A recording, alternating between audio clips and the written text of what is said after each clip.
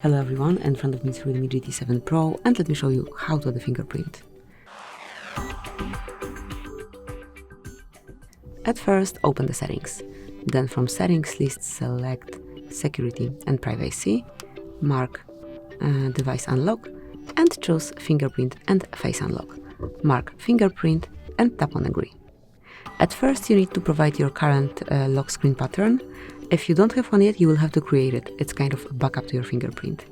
Now mark add a fingerprint, and here you've got the sensor, so just keep tapping till your fingerprint is fully added.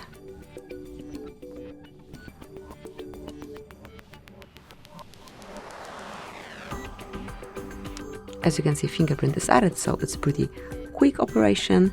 From now on, you will be able to unlock your device with this fingerprint only. So this is it. Thank you for watching. Please subscribe our channel and leave the thumbs up.